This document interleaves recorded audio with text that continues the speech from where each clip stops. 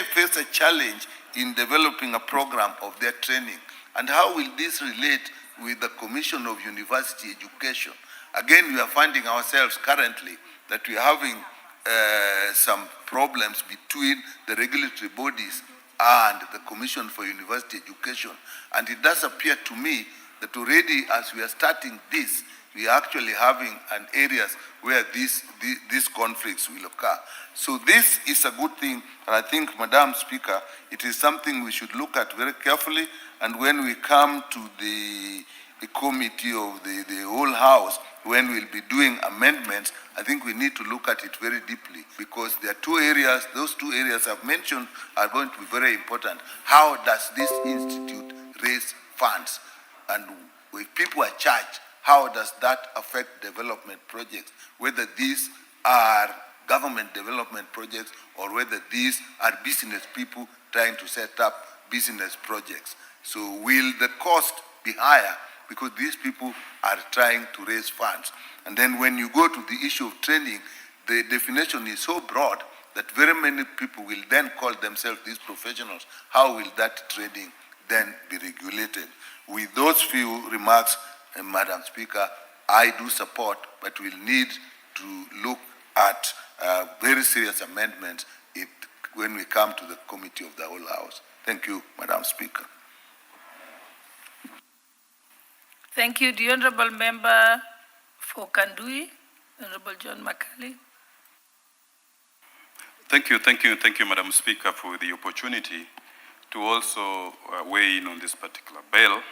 First, let me congratulate the member who has brought this bill at this particular time.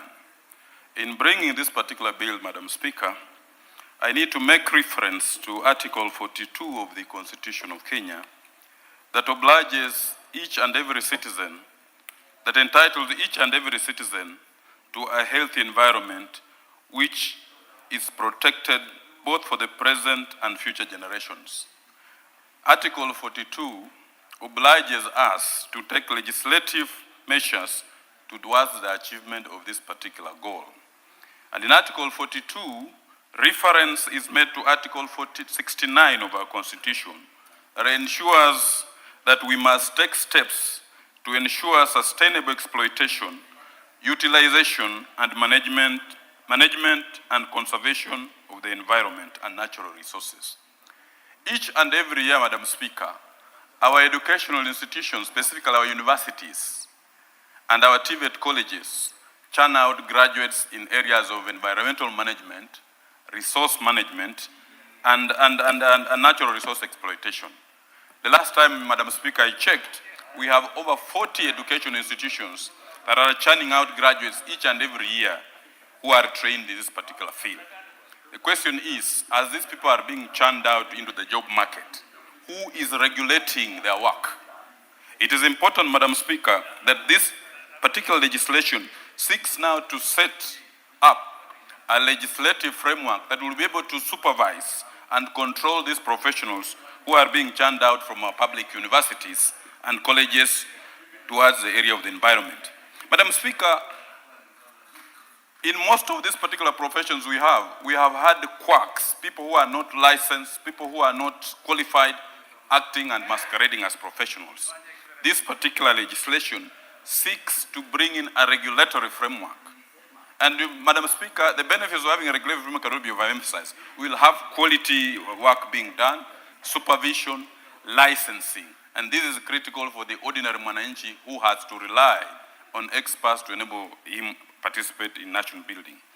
Madam Speaker, I have looked at the Act, and the Act defines an environmental professional in a very broad terms. And like other speakers have said, during the period of the committee stage, we will need to relook at that particular definition of who is an environmental professional, because it's only limiting an environmental professional to somebody who has a degree.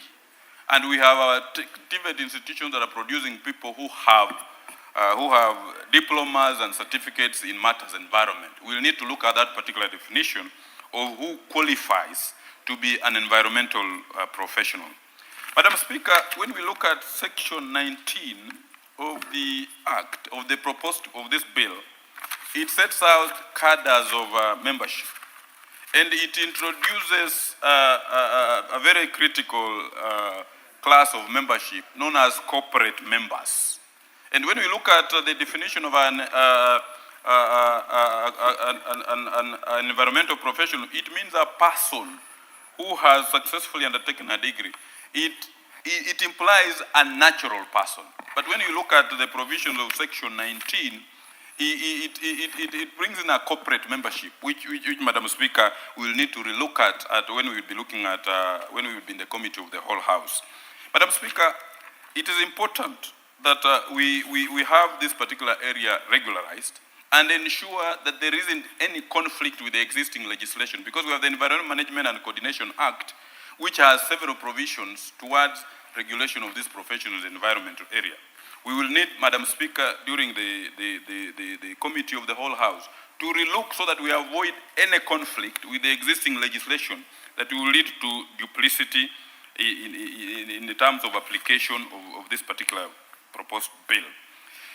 Over and above all, Madam Speaker, the intention of the bill is honest. It seeks to enhance professional accountability and eliminate unqualified environmental practitioners. Madam Speaker, you realize that in the rural areas, if you have to do up a house, if you have to do any project, you have to get consent from the environmental authorities. Once we can have professionals in this particular area, Madam Speaker, we'll be able to straighten up the operations in our rural areas. And Madam Speaker, also, this bill seeks to strengthen environment decision making. It sets up a council which will be able to, do international linkages. We are not an island. We need to do international linkages and have connectivity with our neighbors. So, Madam Speaker, the bill is well-intentioned. We will have better compliance with environmental issues and standards.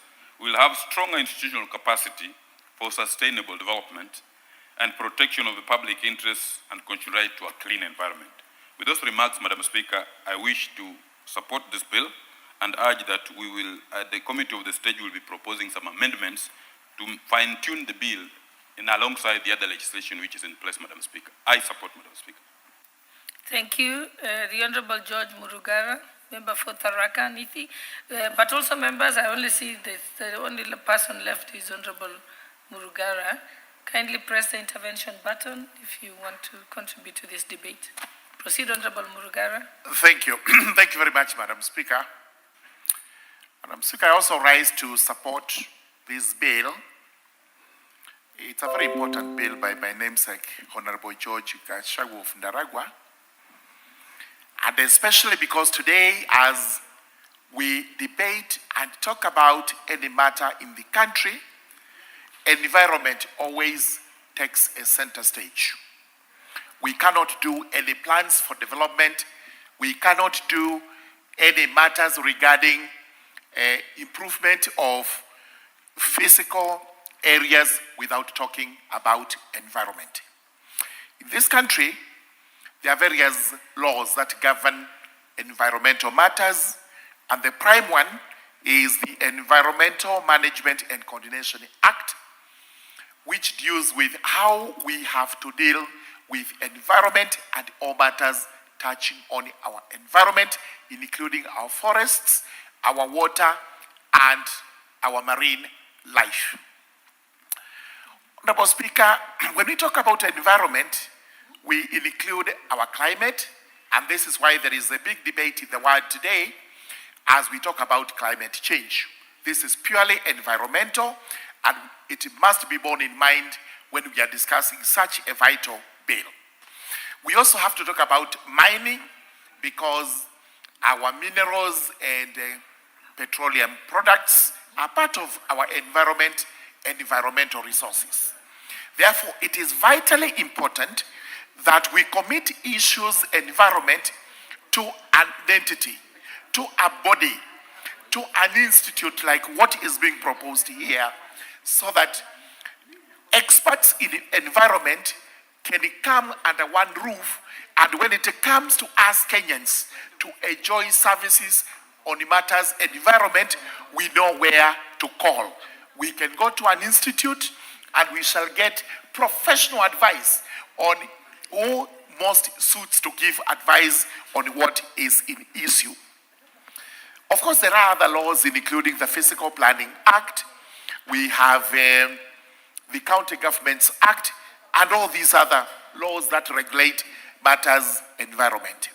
What is being proposed here is that just like the Human Resources Institute, which was actually formed the other day, the experts in environment too have to have their own self-regulating body, and therefore it joins the class of the Law Society of Kenya, the Architectural Association of Kenya, the Engineers Registration Board, and all these professionals that have a body that regulates them.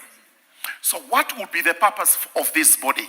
Number one is to ensure that we are properly advised, we are properly guided in matters relating environment. We do not have to be taken around in circles. You've seen people coming over and they are telling us we are going to sell to you things called carbon credits, etc., etc. Some of which we really do not have the know-how. We do not have the knowledge of weighing and waiting to know whether these are viable projects or they are just people out to make money using us without our knowledge. Such an institute would actually be the first port of call, and the government in regulating such entities coming into the country would be getting advice from this body, because most important, it will be there to render advisory services to the government and to Kenyans to ensure that we are well informed on matters environment. I therefore support this bill. We will look at it close by close in the committee of the whole house. If there are any necessary amendments that have to be made, we will be proposing this so that we come up with one of the best laws to govern a professional body that deals with the environment. Most important, the persons who will belong to this institute must be qualified persons. Persons we will term as professional experts in matters environment. Those remarks I beg to support. Thank you, Honorable Murugara. Member for Marakwet East, Honorable David Bowen. Kangogo. Thank you, Honorable Speaker, for giving me this opportunity to support a bill by my good friend, the Honorable Pondarakwa. That is the Environmental Professional Institute of Kenya Bill, the National Assembly Bill number 36 of 2024. Madam Speaker, our environment is very important both in our lives as human beings and also to the animals. And Madam Speaker, I want to thank the Honorable Kashagwa for this bill, which goes towards providing a legal framework and to professionalize the profession. Madam Speaker, we have seen there are so many individuals out there calling themselves professional environment field. No one knows their backgrounds, no one knows their education.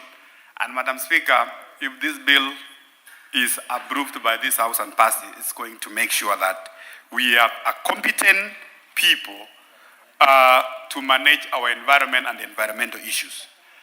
Madam Speaker, the issue of environmental impact analysis is very critical in construction sector, especially in industry constructions. Madam Speaker, some years back, you saw what happened in Mombasa, in a place called Owino Uhuru or Uhuru Owino Estate, somewhere in Mombasa, where a chemical industry, an industry which is manufacturing lead, was constructed, Madam Speaker, in an estate where people live. And it is not that there was no environmental impact analysis which was done in that industry. But years later, Madam Speaker, we saw people developing a serious, life-threatening diseases as a result of that industry. Because, Madam Speaker, probably you would find that the people who carried out the environmental impact analysis were not qualified. Or even if they were qualified, there were some elements or there was need for a council or someone more above them who are able to analyze that actually what they did was good, and the industry or the factory which was supposed to come up from there was not only supporting the people in terms of livelihood employment, but also it was not emitting a poisonous substance to the environment. Madam Speaker, it is very important when we are doing a physical planning of a city, of a municipal council or everything, these people also, they are needed. We have seen, Madam Speaker, if you go around the Nairobi, the reason why we are crying about the pollution in Nairobi River, Madam Speaker, you will find that there are so many industries, there are factories who are actually disposing waste to the river. But at the same time, you are told that those factories, there was some environmental impact analysis which was done. And what happened? If it is true that there were some people, some professional guys who did it, what came out of that report? And why is it that we are having a problem? So, Madam Speaker, this bill is going to streamline the environment or environmentalist professionals and to make sure that we eliminate quacks and have professionals in the field. Madam Speaker, in the field of mining, if you go to the parts of, say, West Pokot, Madam Speaker, the western part of those sides of Vihiga, people are mining haphazardly. The environmentalists, Madam Speaker, including the Taita Taveta from, I see my good friend looking at me, there is need to have those environmental impact analysis to say, after the mining, what remains to the environment? What is going to happen to the environment? Yes, the mining is good, but there must be a provision that this mining will not affect the environment, and even after the mining, there is need to restore the environment to the original position. So, Madam Speaker, this is a very important bill, and if you look at other professionals, or other professions, Madam Speaker, the LSK, the Engineers Board of Kenya, the Nursing Council, the Clinical Council, all those bodies which have actually been registered and, they have their professional body, they have had a legal and a policy framework. Madam Speaker, you can see that what they are doing and the work they are doing there is really very good. So, Madam Speaker, I want to say that and also ask all my colleagues that we support this bill, especially at this time when we have a serious environmental and climate issues around the globe. This bill is very important to help us and our people, and also to help in the environmental management and also including the waste management, which has been also a problem, especially in our cities. Madam Speaker, with those many remarks, I want to support. Before we proceed, allow me to recognize student guests in Parliament, in the National Assembly today. I wish to recognize the presence of the following school: Jonathan Gloward Academy from Langata constituency, Nairobi County, who are seated in the public gallery. And on behalf of the National Assembly, I shall call upon the Honorable Member for Wundanyi, Honorable Mwashoko, to welcome them on our behalf.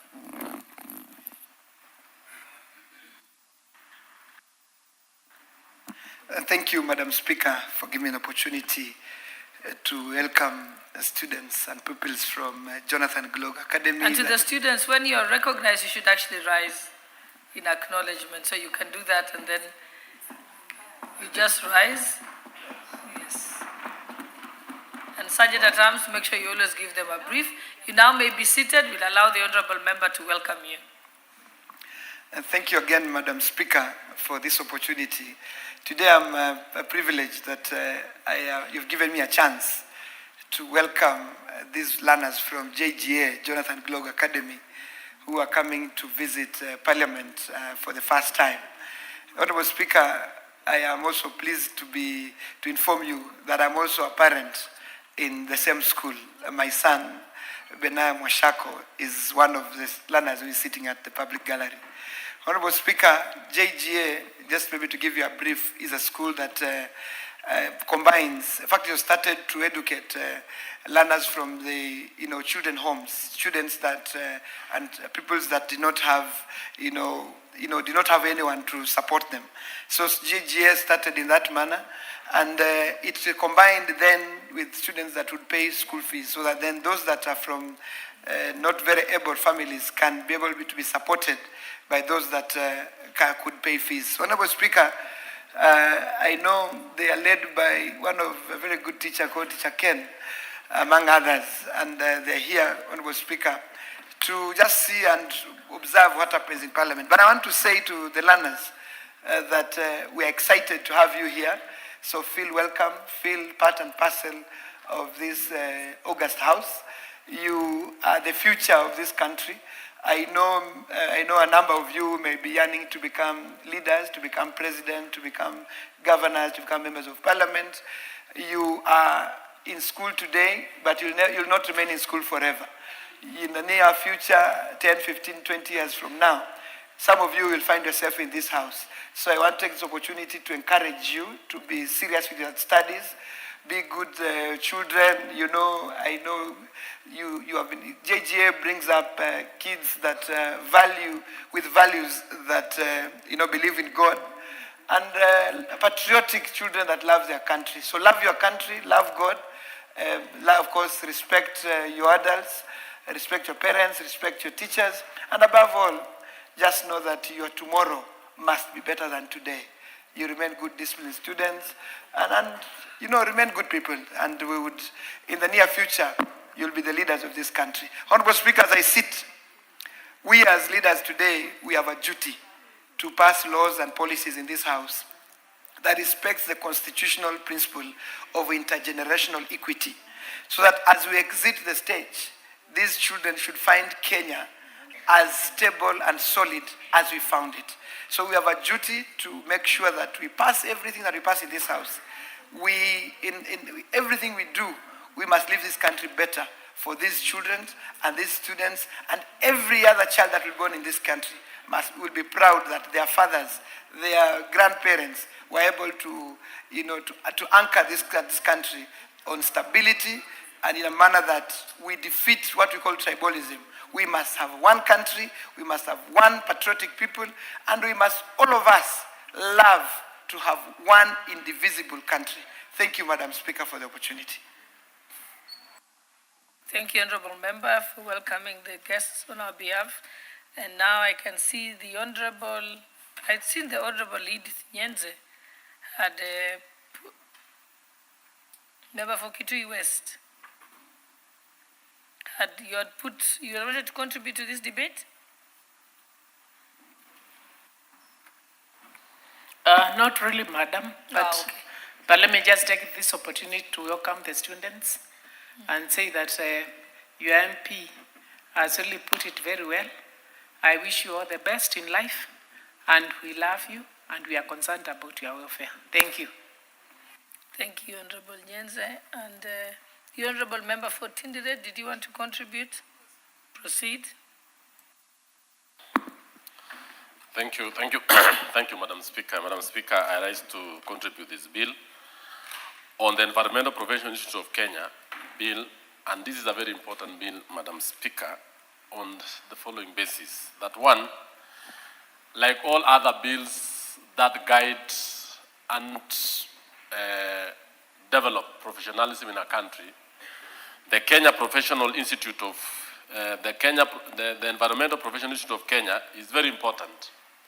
If you look at the engineers' professional bill or the Institute of Surveyors bill, and all the bills that guide and give directions on professionalism, on good governance, on good management, and the development of a profession, this bill is very important. Madam Speaker, I want to thank Honorable Gachagua for giving us a very good bill. In this bill, he has indicated what in clauses 3 to 17, the Environmental Professional Institute of Kenya gives is actually going to be a corporate body.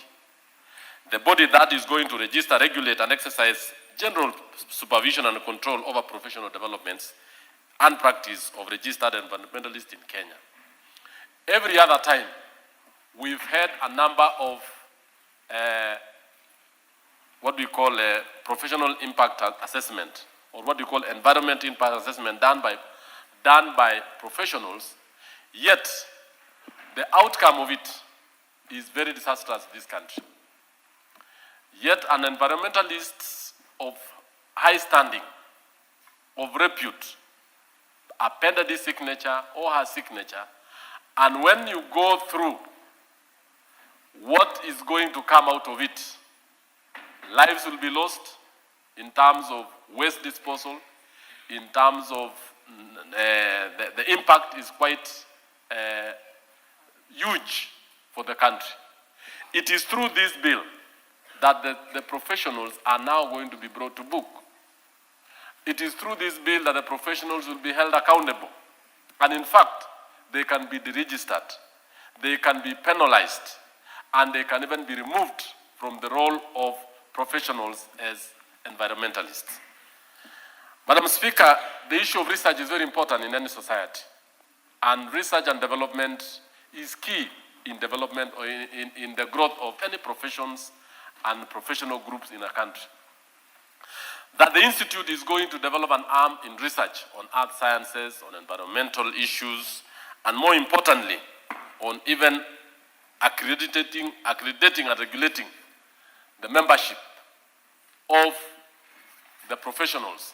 In fact, they have categorized professionals into various groups: fellows of the Institute, honorary members, and even members who have done quite commendable work within the society. In fact, Madam Speaker, I want to say that the bill is actually out there, and it is something that is going to talk about the climate change. These are issues that what we are facing today as a country and the world is the issue of climate change. I think most of our world leaders have been attending to world climate summits. And one of the problems that we are facing today is the mistakes that were done by not taking keen interest in what the professionals have been saying about the environment. Mining in this country, and even coming up with buildings along riverbanks, not taking into consideration our water catchment areas, more importantly the swamp and all those other issues, has actually caused what we call the warming up of the climate. The emissions that we get today, all these are as a result of advices that were given, but some professionals even decided to side with mining companies where they are now trying to pour waste into the waters, bring diseases among communities, and this particular body is going to regulate, register, and even deregister those kind of members. Lastly, honorable members, I want to say that as like other professions, I want to urge the member to note that issues concerning the environment be put, issues or penalties be really introduced into this particular bill. I've gone through the bill and realized that the Institute of Environmental Professionalists have not come out with very good penalties given to those who are giving us wrong professional advice, and more importantly, what they are going to do to make sure that those who have actually committed crimes in advising institutions, in advising government on environmental impact assessment, they actually are taken into, they are penalized. On the last part is the issue of foreign affiliations. I've also seen that this particular bill needs to look into the issue of affiliating to international professional bodies. That speaks into issues of environment and, more importantly, on research and biodiversity, carbon markets. We need to speak into it. It is a new area where the industrialized and developed world are supposed to speak into the issue of carbon and carbon markets, which is now a very, very big area in terms of resources. But how do we, as developing countries who do not contribute a lot to the carbon emission, benefit a lot, because we are the ones actually who are the guardians of the environment and the universe. I thank you, and I thank the owner of the bill. Thank you, Madam Speaker. Thank you very much, Chair. The Honorable Gladys Boss.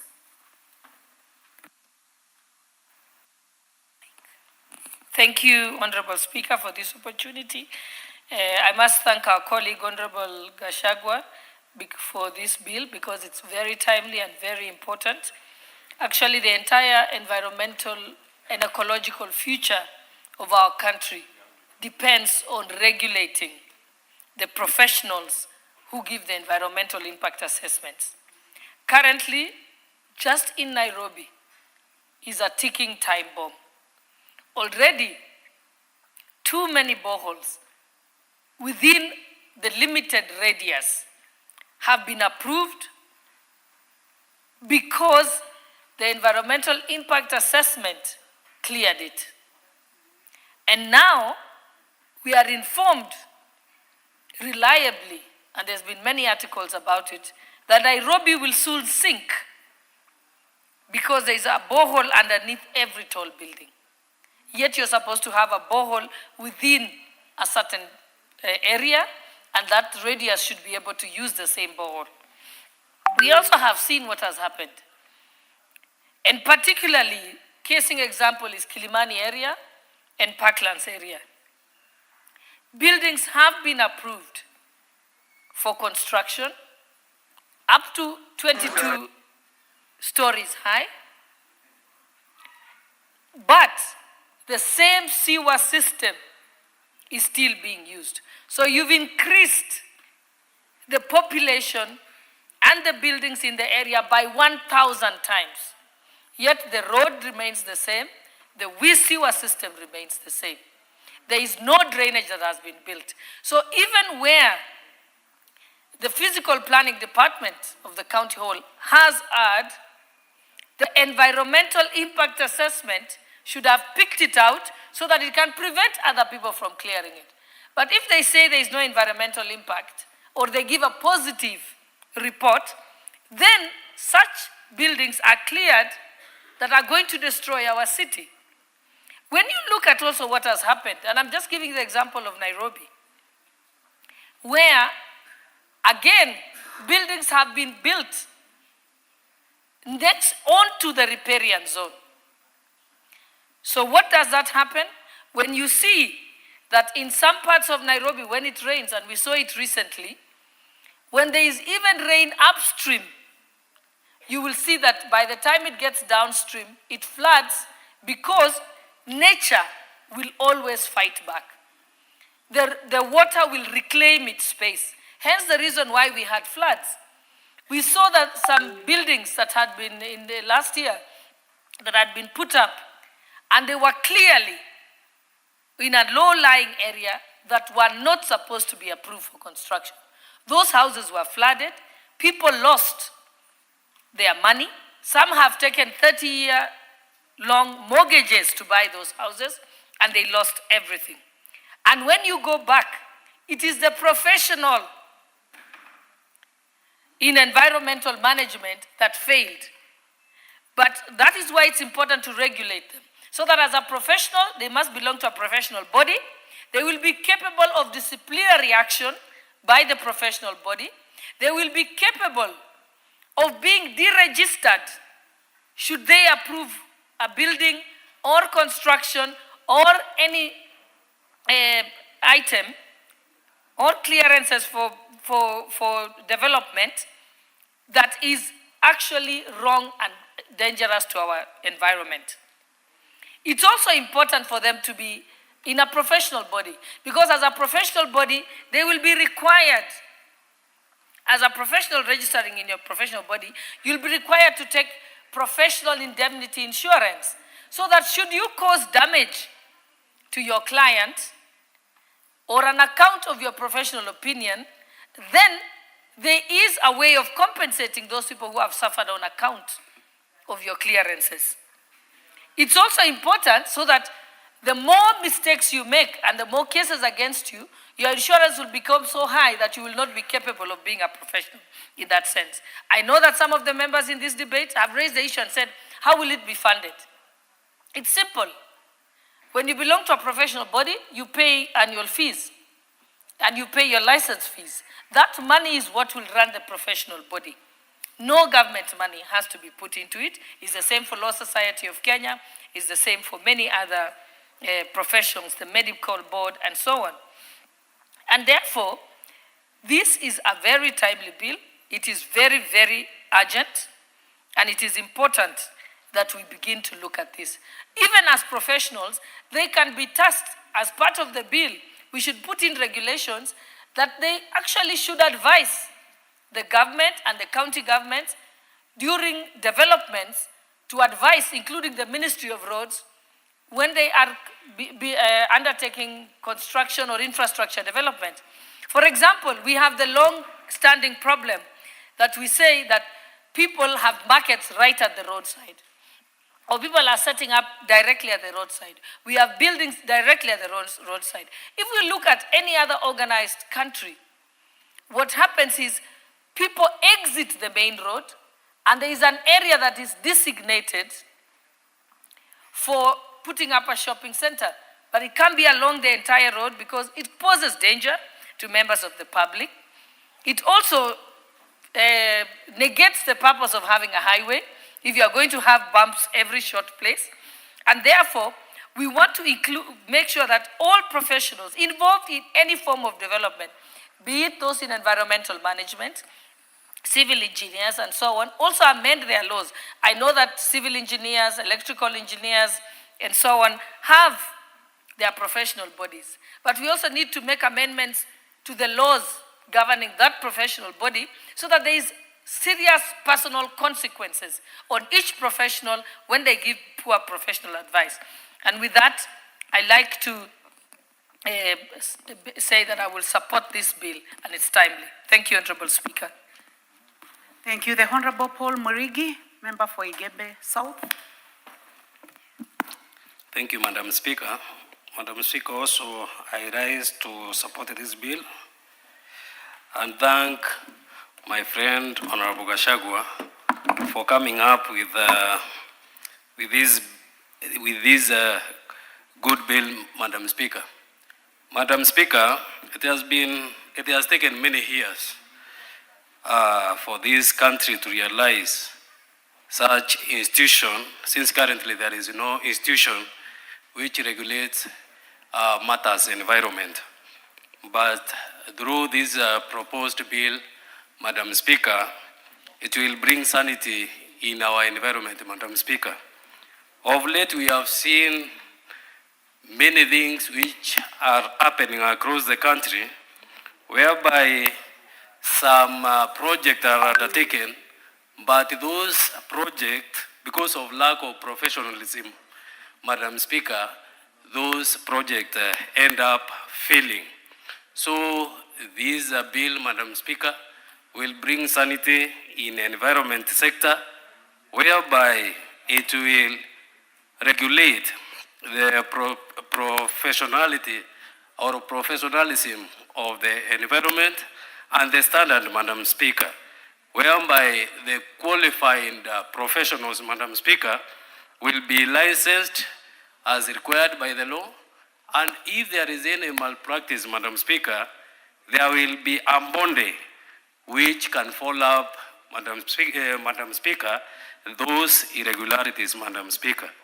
Also, it will beef up the confidence of the investors, Madam Speaker. Because currently, when the investor come to do investment in this country, they are not aware if maybe it is mining or maybe construction somewhere. They are not aware which body would they rely on. Or if something happens, Madam Speaker, they don't know where to run to. But currently, after the passing of this bill, the investors will be confident with this, with the sector of environment, Madam Speaker. Also, it will help to protect the interest of the community. Since, for example, Madam Speaker, you will get some investors or NGO selling carbon credit, Madam Speaker, without the awareness of the community. So through this institution, it will regulate who will be doing that work and how it will be done so that the community can get the benefit of the environment. Since the communities, Madam Speaker, some crooks are relying on the trees which are planted by the community through selling of the carbon credit because they know there is nobody which is regulating this sector, Madam Speaker. Also, after the setup of this institution, it will complement the current existing institution, Madam Speaker, that is NEMA, whereby these two sectors, if they collaborate and work together, they will bring light on the environment of this republic, Madam Speaker. With those few remarks, Madam Speaker, I beg to support this bill and urge my fellow colleagues to support this bill so that we can bring sanity on the environment of the republic. Thank you. Thank you. The Honorable Leo Wamodende. And before you speak, I would like to take this opportunity to welcome our guests seated in the public gallery this morning. We have students from Iku Girls High School, Chuka Igamba Ngombe constituency, Tharaka Nithi County. You are welcome to the National Assembly to continue observing proceedings of the House. Leo Wamudende also takes the opportunity to welcome students. I think that is also part of your region. Please try to trace Mheshimiwa. And tomorrow make sure that you bring your card. Thank you, Madam Speaker, and I'll make sure I'll have my card tomorrow. I take this opportunity to welcome the students. As leaders today, we recognize your role as leaders for tomorrow, and you making steps towards coming here to observe us as we make laws, important laws that will guide your future. We take that as an indication that you are ready to be leaders, not just tomorrow, but even today, even at your school. So welcome, students. So, Madam Speaker, thanks again for this opportunity as I rise to support this bill, a very important bill, and I must thank my colleague, Honorable George, for introducing this bill. Environmental specialists or professionals play a very key role in Kenya and in the world, especially at this time when we are faced with various environmental challenges, including global warming, loss of species, biodiversity. So we need this institute to regulate professionals to ensure that any technical advice they give, any assessments they give are not only accurate but correct and ensures accountability. This bill is long overdue. It's actually quite timely, and I urge my colleagues to support this bill because environmental professionals play a key role, especially being that they are at an intersection between even public safety and policy as well. So when we have professionals that are regulated by a body that ensures anytime you go for licensing, you are even required to do courses that ensure professional development because the world is changing, the world is dynamic, technologies are changing, interventions and policies are changing. That will ensure we are protected as citizens. We also ensure that the professionals, as they do their work, this environment professionals have actually, they are faced with many issues of conflict of interest because you have a professional who is supposed to make a report for a client, which actually may, the report may promote harming of the public. We need to ensure that the professionals are guided by a code of conduct so that any professional who signs a report that later leads to damage to the environment or hinders public safety, they are held to account. I also support this bill because most professionals today, including medical doctors, engineers, lawyers, accountants, they all have regulatory bodies, and for environmental scientists and professionals who play a really key role in our country, to have no institute regulating their licensing is actually a big gap, and therefore I support this bill and urge members to support the bill to ensure that we protect the future of this nation. And being a member from an area that has a lot of sand harvesting, we actually need these professionals so that we know when to start, when to stop, because again, we have issues like sand harvesting, which are an economic booster to our people, but also harming the environment, causing soil erosion, degradation of rivers. So when these professionals give us advice at the local level, we know when to stop, when to start again, and ensure that we protect the environment. So I support this bill, and I urge members also to support and ensure it's passed so that we regulate professionals in this very important sector in our economy. Thank you, Madam Speaker. Thank you very much, Wamudende. Honorable members, I do not see any further interest in this. Member for Nandi? I guess that will be the last on this. So, Member for Nandi?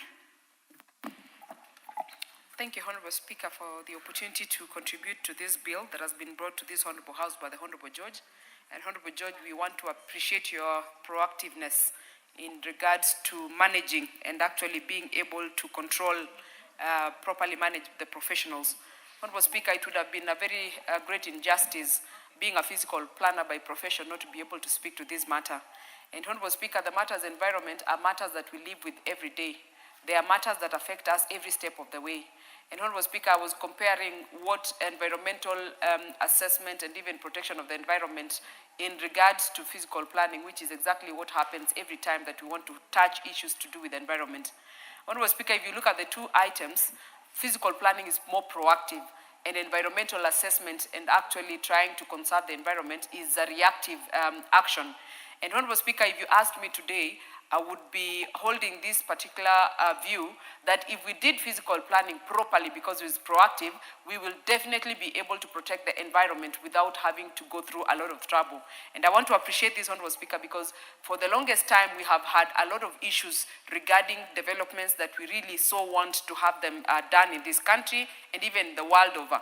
But at the center of it, Honorable Speaker, there's always the environmental aspect of it. And this is a very important aspect of everything that we do in this life, Honorable Speaker.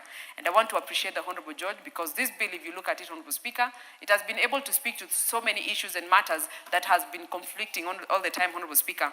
I am, however, worried, Honorable Speaker, because if you look at the things that this bill is looking at, and you look at the provisions that are given by NEMA and the regulations that are actually regulating the environmental matters in this country, you see a bit of similarities on them. And Honorable Speaker, I will be very keen to be able to sit through the committee of the whole while this bill is being prosecuted, because, Honorable Speaker, this is an opportunity as a country for us to get it right, for us to be able to bail the cats in the names of the professionals, Honorable Speaker, so that as we do any approvals, whether it is being done by the county government or by the national government, because, Honorable Speaker, the physical planning function has been divided according to the two levels of government, the national and the county government. And, Honorable Speaker, this bill gives us a perfect opportunity to be able to bail the cat, so that if there is a cat, Honorable Speaker, that makes a mistake in terms of the things that will impact the environment, we are able to then recognize them, we are able to then be able to give a proper punishment, because it is our business, Honorable Speaker, that as we develop our country infrastructurally and every other aspect of the development that we so want as a country, we must be cognizant of the fact that the environment must be protected every step of the way. So, Honorable Speaker, I must say that as a physical planner, we're sitting in this house, it will be of interest to me to be able to go through the committee of the whole, so that we have a bill that will be for posterity, Honorable Speaker, that will live beyond us and will help us protect the sanity of the professionalism and finally protect the environment, even as we do the developments that we need to do as a country. I support this bill, Honorable Speaker, and I appreciate the Honorable Member George for having thought about it and brought it to this floor of the House for debate. I support.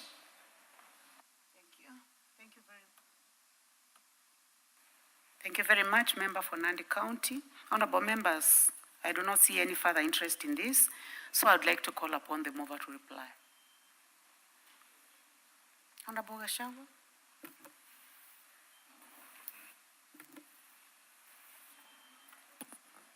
Thank you, Madam Speaker, and from the onset, I want to appreciate and thank all those members who came out to support this bill.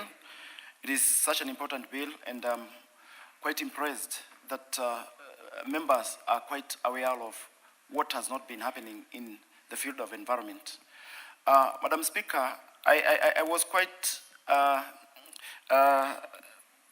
happy to note that most members can see the gap that has been there on matters environment. And even our Honorable Deputy Speaker, I could see that she was aware of how zoning has not been observed in a town like city like Nairobi. Mostly the boreholes that are being sunk without observing the law. And the buildings that are coming up, say in Kilimani and such areas, without regard of the utilities, without regard of the planned infrastructure. Madam Speaker,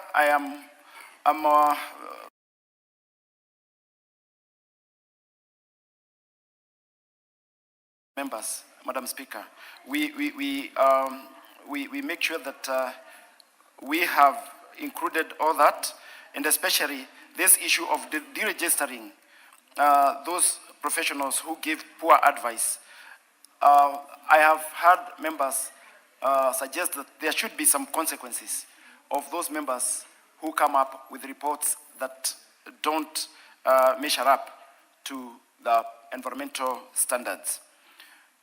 Madam Speaker, we can also handle that issue of that was raised by Honorable Nikal about the institute drawing money from the government. I would like to put it clear that this is not a saga. This is a professional body, just like LSK.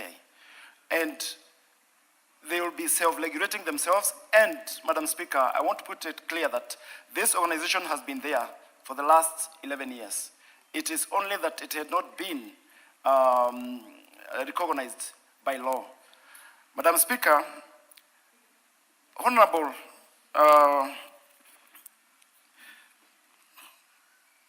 Honorable Cynthia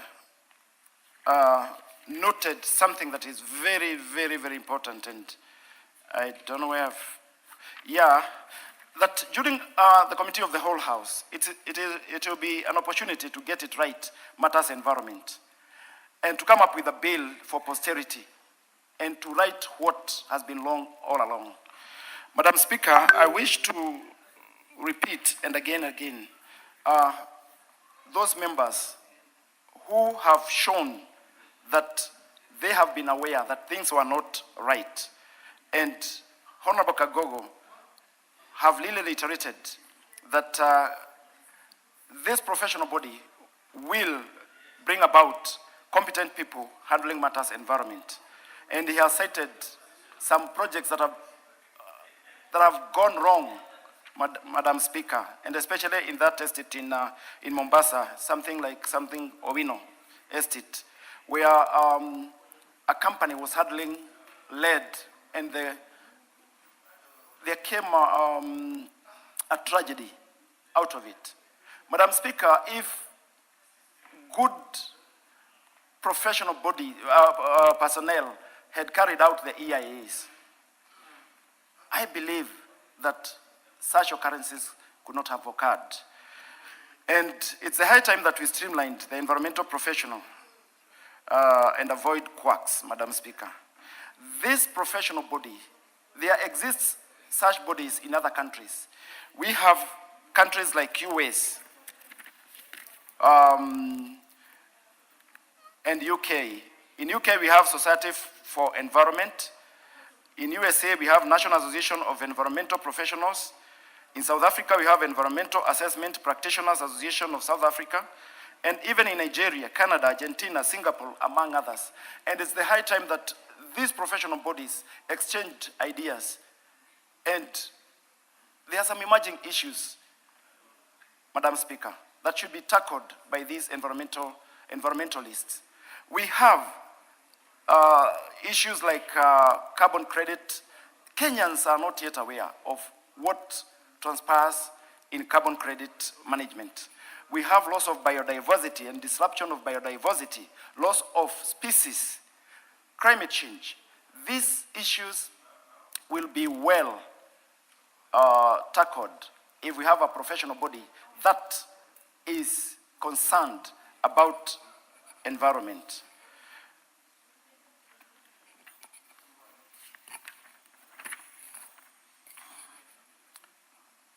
Madam Speaker, this bill has well indicated, pointed out who is to be an environmentalist, because we have had people coming up with reports and appending their signatures to reports that eventually don't measure up to good reports. Madam Speaker, with this one, we'll make sure that the body will make sure that whoever is practicing environmental studies and reports is a bona fide environmentalist. So, Mr. Speaker, I would like to thank the members who participated. What is out of order, member, the new member for Malava? David Ndaku. You have hit the intervention button. The member for... Is there anything out of order? You may stand.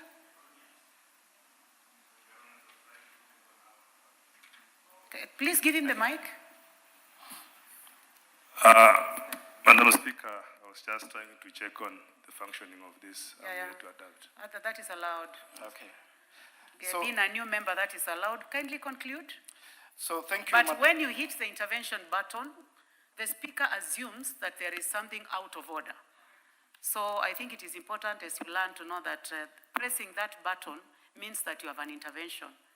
Thank you. You may proceed. So thank you, Madam Speaker. And I would like to once again thank the members who participated.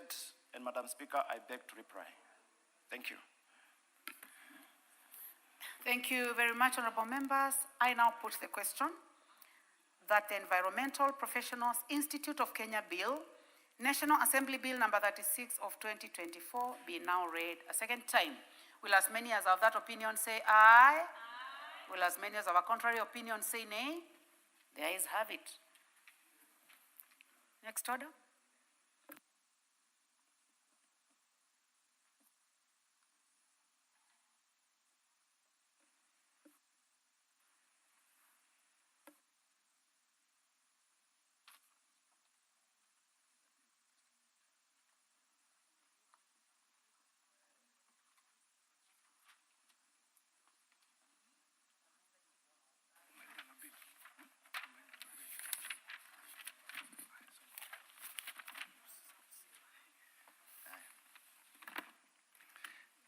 A bill for an act of parliament to provide for the establishment of the Environmental Professionals Institute of Kenya, to provide for the registration, licensing, and regulation of the standards and practice of environmental professionals and for connected purposes. Next order.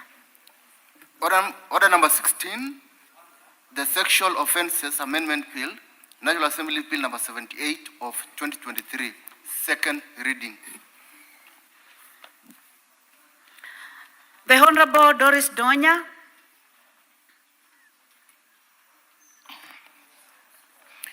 Thank you, Madam Speaker. I beg to move the Sexual Offences Amendment Bill 2023, National Assembly number 78, to be read the second time. Honorable Speaker, the principal objective of the bill is to amend the Sexual Offences Act to amend the Cabinet Secretary responsible for legal affairs to promote public awareness on sexual offences through nationwide education and information campaigns. Honorable Speaker, Section 2 of the Sexual Offences Act defines a sexual offense as an offense prescribed under the Act. These offenses include rape, sexual assault, defilement, sexual harassment, among others. The National Policy for Prevention and Response to Gender-Based Violence defines gender-based violence as acts of gender-based violence that result in physical, sexual, or psychological harm or suffering. Therefore, sexual offenses are considered to be acts of gender-based violence, which are serious, far-reaching negative offenses, effects including psychological trauma, social stigmatization, infections, and unwanted pregnancies. Madam Speaker, why I'm having this bill on awareness and advocacy is because if we don't teach the masses or the public about these offenses, they will continue recurring, such that if they are given the knowledge on how they should carry themselves, we will have a safer society, Madam Speaker. For example, if we have more campaigns on sexual offenses, we will definitely teach on prevention, because if the law is spelled out clearly, many people might abide by it, hence making a safer society for our young girls, even the women. We will also, Madam Speaker, be encouraging the community to be up in response. When the community is aware of these offenses, when they hear of such acts, they will be the first ones in reporting these offenses. They can either report to the chiefs, to the police, or even to any administrator around, Madam Speaker. Lately, in our villages, we have the community health promoters. If this information, Madam Speaker, reaches out to the community health promoters, they will definitely be spreading the messages on the sexual offenses, hence reaching deeper into the villages. There's a time, Madam Speaker, where I'm so interested about the awareness. You find that sometimes when the girls are defiled, the first thing, Madam Speaker, the parents tell the girls is that please go and shower so that we go and see the doctor. Disadvantage of this, Madam Speaker, is when the girls, for example, anyone who has been defiled takes a shower, you definitely, Madam Speaker, interfere with the evidence. When you go to the hospital, you will be told, it seems everything is okay. But this, when we have no evidence, Madam Speaker, definitely there is no case.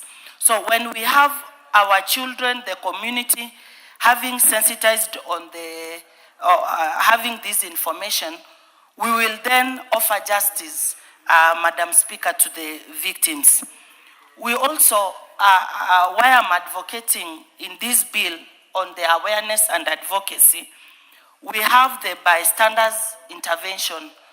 These ones, there are those when they've heard of this, maybe you report, you are storing to someone, you are saying, oh, yesterday in this village, such and such a thing happened. These bystanders, when they know well and they are briefed about sexual offenses, they will definitely, Madam Speaker, maybe report the matter or talk about it, and in the process of talking about it, people will have known, and maybe somewhere a well-wisher can report this offense.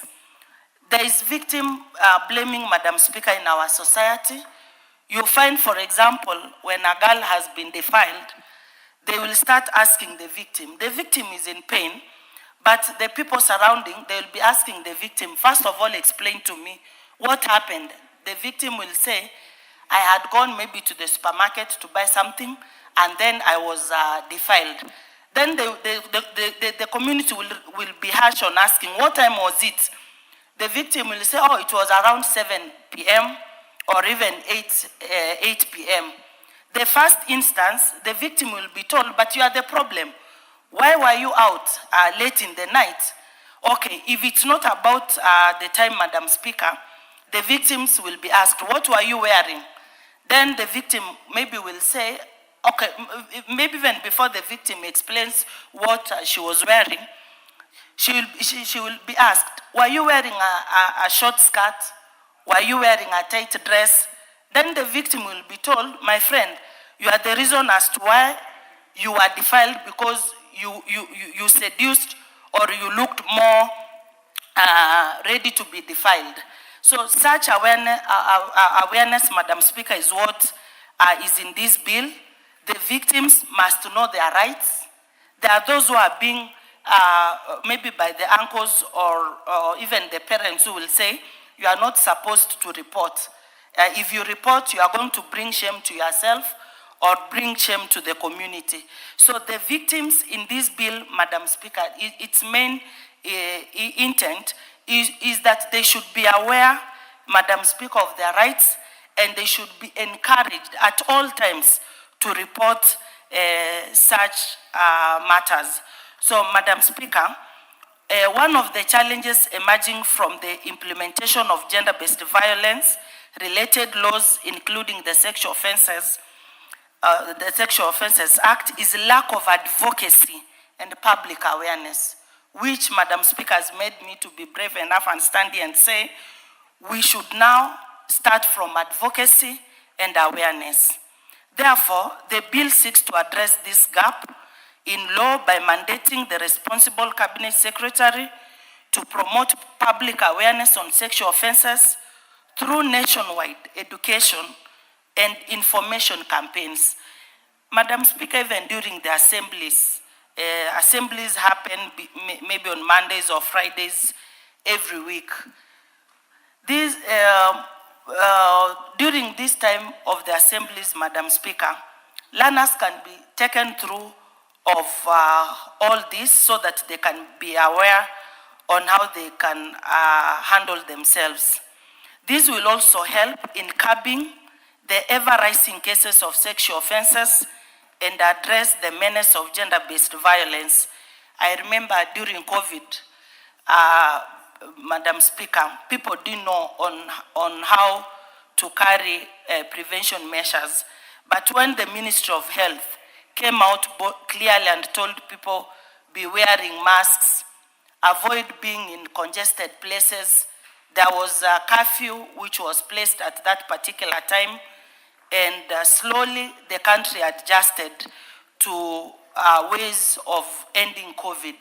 Such awareness and advocacy, Madam Speaker, if it is done in schools, then definitely we will be dealing with the sexual offenses in the best way possible to curb more offenses. Madam Speaker, the bill further mandates the Cabinet Secretary, in consultation with the Cabinet Secretary responsible for education, to establish programs to safeguard, protect, and promote the right to education of victims of sexual offenses, including victims of teenage pregnancies. There are some schools, Madam Speaker, where they tell the girls, you are, if for example, they were defiled and they are pregnant, or not even defilement, they engaged in early sex, the teachers will tell them, you are now a mother. Go home and take care of your child. But in the recent world, Madam Speaker, we have second chances to learners. If these girls are given hope that it is not your last time, you can always pursue what you wanted to be in future, with or without a child. It's not a full stop. It's not a comma. It is just that it's something which has happened, and the girls can always be encouraged to go back to school. And they should know that it is not a criminal offense, Madam Speaker, rather a mistake which can be corrected. And it's not encouraging the girls that now they have to get pregnant because there will always be a second chance. But this is to the victims. However, Madam Speaker, when it comes to victims of sexual violence, this right is often undermined by systemic issues such as stigma, fear of judgment, and lack of support services. There are so many people, Madam Speaker, who can be witnesses and say it was really horrible when such a thing happened to me. I didn't have anyone by my side to tell me what I was supposed to do. Because maybe the nearest person who came near me told me that after being defiled and maybe you're pregnant, the best thing you should do is to do an abortion. So to address this issue and ensure continued access to education, the victims require specialized support in form of psychological and counseling to help victims cope up with the trauma and make it easy to continue with their education. Therefore, through the requirement of establishing programs by the Cabinet Secretary in the ministry responsible for education, the right to education of victims of sexual violence will be safeguarded. Madam Speaker, I beg to move and call upon Honorable Cynthia Muge to second the motion. Thank you, Madam Speaker. Sorry, to second the bill, sorry. Thank you, Madam Speaker. And I rise to second this motion or bill, like the mover wants to call it. And Honorable Speaker, I want to say a few items while seconding this particular amendment bill. Honorable Speaker, as you can see, the Sexual Offences Act was passed in this House in the year 2006. And Honorable Speaker, like I have said before, time and again, that this country does not suffer from lack of very well articulated acts of parliament, Honorable Speaker. Because if you look at the history and if you look at the matters that actually affect issues to do with sexual offenses, we even have the Protection Against Domestic Violence Bill of 2015, Honorable Speaker. We also have the Prohibition of Female Genital Mutilation Act, Honorable Speaker, of 2011. We have the Children Act of 2022, Honorable Speaker, and we even have the Victim Protection Act of 2014. Honorable Speaker, with all these acts of parliament that have been signed, Honorable Speaker, into law, that are supposed to be guiding how to deal with those issues that are affecting the community at large, Honorable Speaker, you wonder why we still have issues. and to pay attention to this particular amendment, Honorable Speaker, of the bill of the Sexual Offences Act 2006. Honorable Speaker, the Honorable Doris Donya, the member for Kisii, Honorable Speaker, has concerns about the low reporting rates of the sexual offences, Honorable Speaker. She has issues with the poor enforcement of these particular laws and policies that have been put in place. Honorable Speaker, she has a problem with victim blaming. Honorable Speaker, you ask yourself, why do we still handle victim blaming? That because you are raped, because you are defiled, we find a reason to actually to blame you for having been raped or defiled. Honorable Speaker, you wonder why we still do not have survivor-friendly centers in our counties and in our constituencies and in our wards and in our locations and even villages, Honorable Speaker. You wonder, Honorable Speaker, why we have all these acts of parliament totaling to more than 6 that are speaking close to the same matter. But, Honorable Speaker, we still lack knowledge on the rights that each and every Kenyan, each and every woman, each and every man in this country has, Honorable Speaker. We also wonder why we still have pathetic coordination between the police, between the health care facilities, and even the judiciary. You wonder why, Honorable Speaker. And the thing, the item that the Honorable Doris Donya is trying to address in this bill, Honorable Speaker, is why we have very good bills, why we have very good acts of parliament, why we have very good policies, but we cannot then see the results that are being that are coming out better because we have those bills. And that is why, Honorable Speaker, she's saying we must be able to create awareness and be able to come up with advocacy. And Honorable Speaker, I want to say that I support this with all my being, because, Honorable Speaker, if we get the advocacy, if we get the awareness of these items and these rights that the people have, that they should be knowing that they have, Honorable Speaker, then we might be able to then sort out the issues. Because, Honorable Speaker, if you go back at home, you find a little girl who has been defiled. The girl is 11 years old. The girl is 14 years old. And you find that after they have been defiled, Honorable Speaker, the mother, just like Honorable Doris Donya, or the father, or the guardian who is around there, asks them to take a shower, Honorable Speaker. As soon as you take the shower, Honorable Speaker, when you go to report and you tell the police officer that there is a situation, I have been defiled, this girl has been raped, whatever has happened, the first question they'd ask you is, we need to be able to take a sample from you. And you go to the hospital. The next question that you ask at the hospital, Honorable Speaker, is, have you showered? And the answer is yes. As soon as your answer turns yes to showering, Honorable Speaker, the case starts becoming crippled. Why?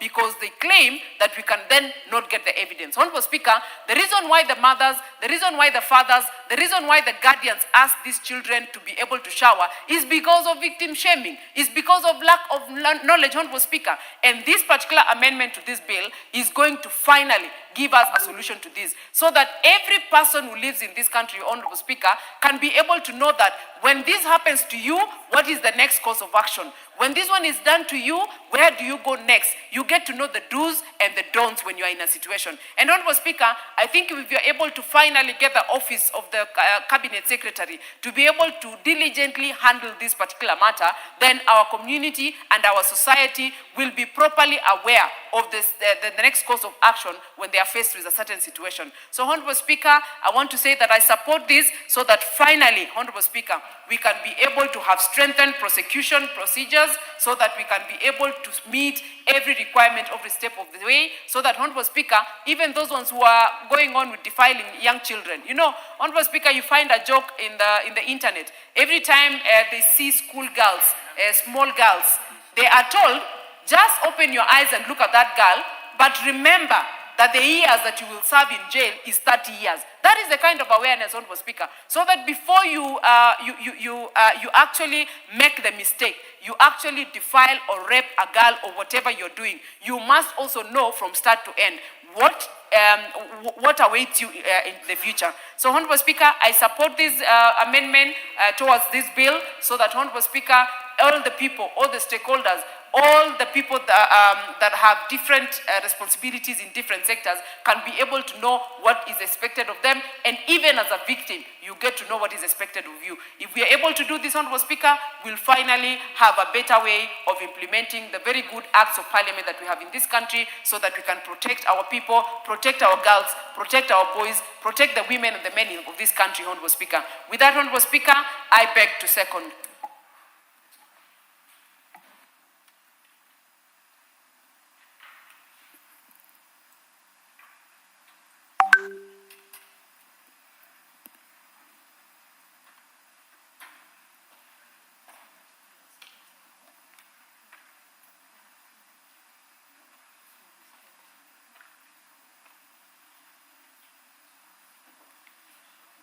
Just one moment, I'm getting my order paper.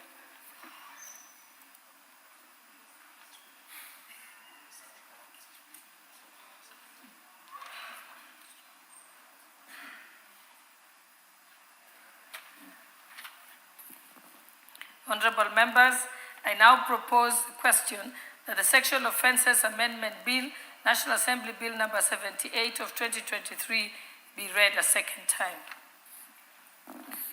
The Honorable Member for Kitui Central, Honorable Nyamai.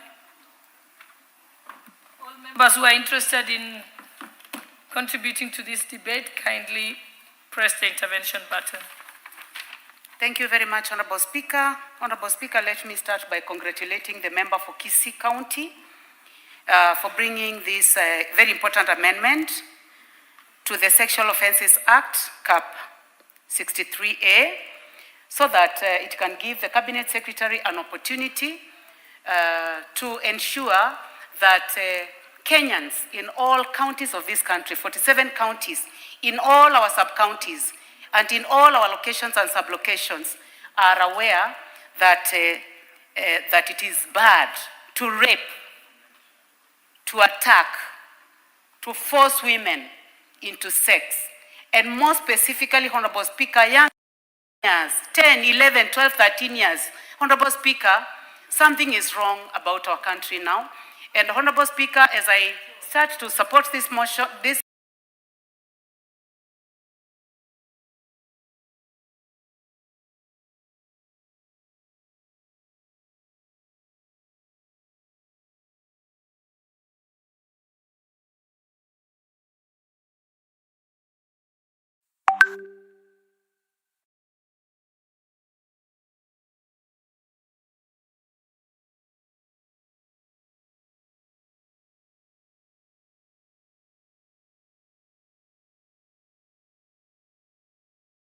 bill, I would like to say that and I fully support this, Honorable Speaker. And Honorable Speaker, I would like to say that GB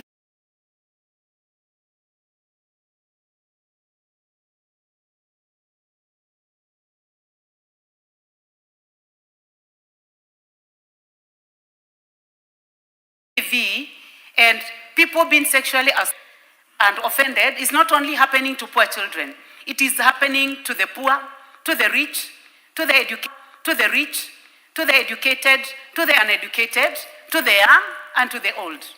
And if, Honorable Speaker, one day we were courageous enough to say that anybody who has ever been sexually offended to make their way to the office of the DCC, and people are given an opportunity and told that it will be in confidence, Honorable Speaker, you will be surprised by the kind of people that will walk into that office.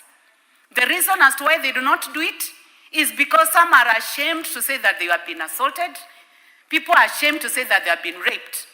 But if this is put in the law, and the Cabinet Secretary is given the power, as the member of Kisii is saying, Donya, that let it go to all the areas of this country, let money be provided, because it cannot be done without money. I believe that it can be done. Honorable Speaker, when you allowed me to go out to have tea, I sat with one of the members, I'll not mention his name, and I asked him whether he's aware of the Epstein files, that the matter that is being discussed all over the world. And he asked me, what are those files? And Honorable Speaker, I would like to say that for sure, we are not the only ones who are suffering GBV. And we are not the only women, or Kenyans are not the only women that have been assaulted. In the United States of America, in the UK, New York, in the best places, Honorable Speaker, Palm Beach, Florida, Little St. James Island, Great St. James Island, all those beautiful places of this world. That is where young women are being assaulted. And Honorable Speaker, as we speak about this locally, we need to know that we just lost a girl at the age of 41. And she was assaulted, raped, misused in the most prestigious and richest estate of the world. And she was never able to speak for herself. And she was traumatized, and she had no chance to speak until she committed suicide in April.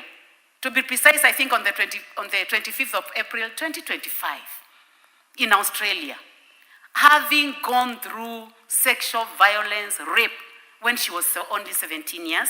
Her name is Virginia. And it is happening in New York, it is happening in Mother, for the people that I represent. It is happening in New Mexico, it is happening in Ekanga. And it is time now we talk about it and give an opportunity to the Cabinet Secretary to be able to talk. Whether the Cabinet Secretary will be male or female, when they are enabled by the law, they'll be able to ensure that every county of this country, people are talking about gender-based violence, and that it is something that we should never tolerate in this country. Honorable Speaker, women should never be raped. Women should never be sexually assaulted. Women should never be defiled. Women should never be forced to have sex. And the worst part of all, Honorable Speaker, young children that we have faced, that we have seen. My most recent experience, Honorable Speaker, I got an opportunity to go and present food 2 weeks ago, and the chief of Kanziko told me that there is a girl that we should give food so that she can go home. And the girl she presented was 9 years old, who has been assaulted. And I asked him, what happened to this child? And he told me, this child was raped. And Honorable Speaker, I am sure as a woman, if you saw the way that girl was walking, you would have cried. What I did is that I called the county commander for Kitui, who is a woman, and I told her that by end of the next day, the person who had raped that girl should be arrested, and I would like to thank her because she made all the effort, and that person was arrested, and I hope that that little girl will get justice. What I wonder is, how will this girl grow? Having known her first experience of sex was by being forced into it by an adult, heavy man. Honorable Speaker, this is terrible, and it must be put in the law, and this House, Honorable Speaker, must appropriate money so that this matter is taken seriously. And I would like to encourage men in Kenya, and men in Africa, and men all over the world. It is better to just engage a woman. Talk to women. Do what is necessary. Do not go to young children who do not have a voice. Children who are 8, 9, 10, 11 years. Take responsibility. And please stop GBV in this country. Thank you very much, Honorable Speaker, for giving me a chance to put my voice into this important matter raised by the member for Kisii. Thank you. I now call upon the Honorable Member for Trans Nzoia, Honorable Sioi, and then she'll be followed by Honorable Jerusha, Member for Nyamira, and then we'll come to Honorable Wamuratha in that order. Thank you, Madam Speaker, for Call giving positive discrimination. Proceed. Thank you, Madam Speaker, for giving me this chance to contribute. I also stand to support the Honorable Member from Kisii for coming up with this bill. Madam Speaker, we have got so many gaps when it comes to sexual offenses. Madam Speaker, just as my colleague has just said here right now, there are so many times when a victim appears to the police station, and probably maybe you have changed, and it was just good that you changed because maybe the clothes you're putting on were already torn. but you are being told that you needed to come as you were, Madam Speaker. And this is so embarrassing because there is no way you can go to the police station with the clothes that are tattered just because you want to prove a point that actually your clothes were torn. So, Madam Speaker, I support this bill by Honorable Donya. And as I just want to remember, there is a clip that was moving around, I think 2-3 years ago from Bomet, where a girl was being raped by 7 boys, and that case did not go anywhere. And the reason was, as I was following up, I was told, Madam Speaker, that the lady did not come up to complain, but actually this is something that went viral, and I thought it was just good that action was taken against these victims, the perpetrators that were doing that. But unfortunately, it had to stop there because nobody picked up the case, Madam Speaker. I understand that when we have a murder case, usually it is now the state and the murderer. But when it comes to rape cases, it is upon the victim to report and decide if he's continuing with the case or the case is going to stop there, Madam Speaker.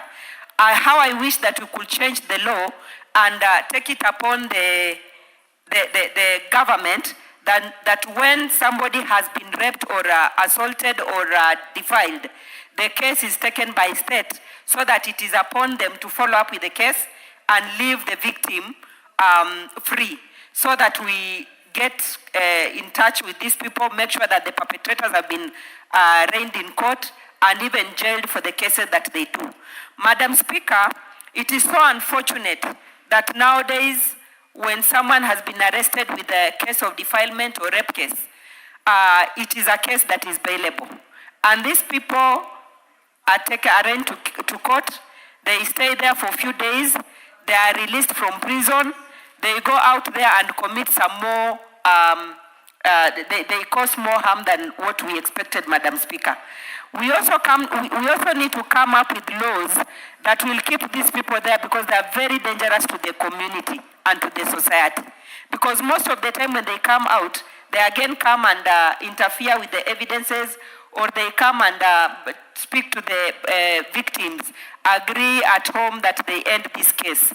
So we really need to be very tough on this thing and create awareness so that people don't feel victimized or stigmatized when they are the ones who have been raped, or maybe it is a case within the family. Because most of the time, people wouldn't wish to continue with such kind of cases just because they feel like they will be stigmatized as a family. So we need to create more awareness to the people. They should understand that it is not their making that they have been raped, but it is something that has happened which is wrong, and the